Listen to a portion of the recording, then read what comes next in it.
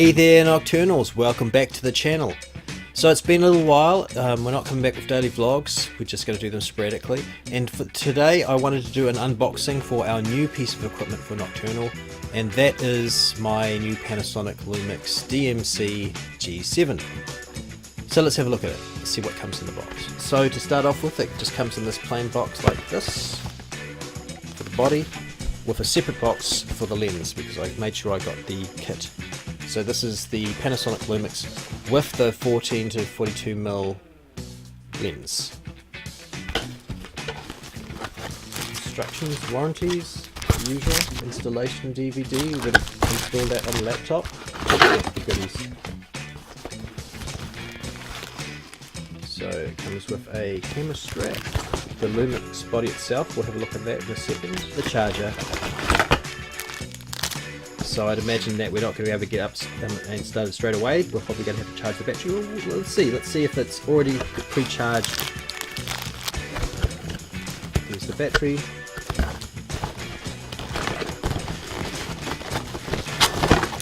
And here's the charger. So start off, this is the charger. Fairly straightforward. Doesn't have any fancy connectors on it, it's just a standard 2-pin connection.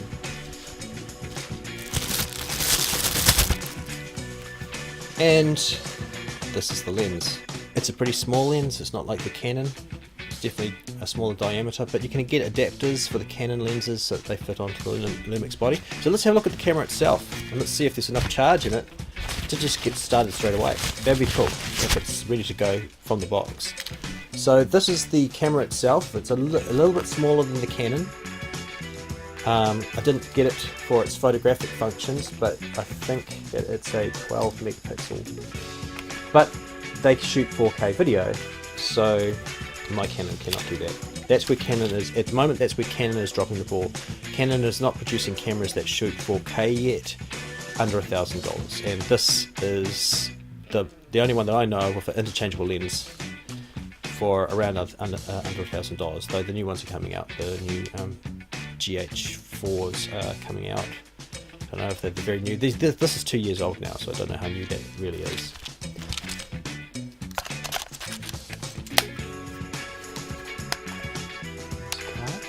So this is one of its failings, is that the card slot is actually at the bottom of the camera, because that means that we have to take it off its quick release plate in order to put the card in or take the card out, and that's not ideal. Now this is a mirrorless body.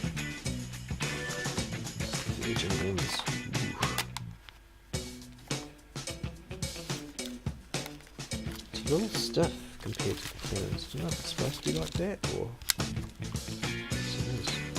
Okay, so that's it together. Now let's see. Let's go and juice it. Yeah, there's definitely enough juice to get it started. That's a bonus for Panasonic. Alright, we're good to go. Okay, so one of the advantages over its cheaper point and shoot brothers and sisters is this does have the articulating full rotational little screen. It's quite a nice little screen. I don't know, I can't tell you what the quality is because I'm not looking at a picture at it yet, but it looks like a nice high resolution screen.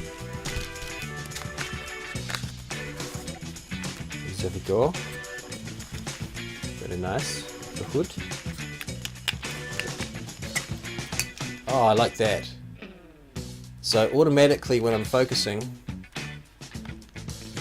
don't know if you can see that, there's a little focus box comes up. So unlike the Canons where I have to push a little button to do that, it's automatically doing it for me. And that's really cool. And that comes up, I think, yeah, that comes up every time I try and focus. That's going to be a real advantage in the field. Alright, I'm going to charge the battery on this and then we're going to come back to this review. I think I've got a few more things I need to test on it before I can give it a proper review. But I'm really excited about this new camera. Can't wait to show off the 4K resolution, because really that's why I got this, because I wanted an interchangeable lens, a camera with an interchangeable lens that could also do 4K video. and that's what I got with this. You can also do 60 frames per second at full HD, which means I can do slow motion in full HD, which is great. And that upscales to 4K at a crunch if I need to anyhow. Okay, let's come back to this after this battery is all charged up. Testing the camera. Testing the camera. Boom! Wow. So far, so good.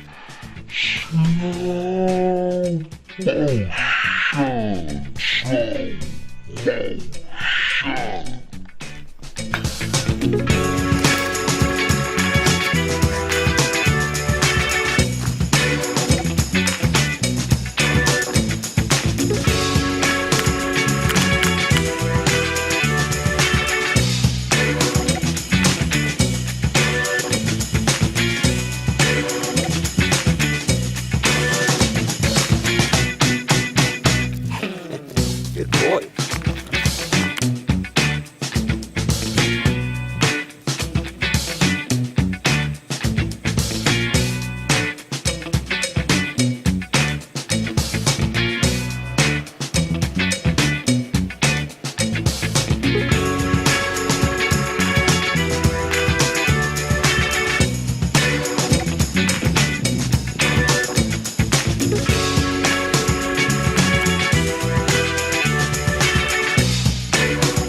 Alright, I think I'm ready to give my final review of this Panasonic LUMIX DMC G7. And I'm really happy with it. As you can see, now I'm shooting on the LUMIX rather than on the Sony. I started on the Sony. I showed you a comparison between the LUMIX and the Canon 600 or the Canon T5, KISS T5. And so far I'm really happy with the results. I mean, it's a little bit deceptive. The quality is quite a bit different between one and the other because it's just simply easier to use the LUMIX than it is to use the Canon. So it's easier for me to see if things are in focus. It's quicker to get things in focus. There is an actual autofocus for the LUMIX, where the Canon has a very slow machine focus. This is very fast. The autofocus in a snap you can get into focus. It's really a good camera. I'm really happy with it.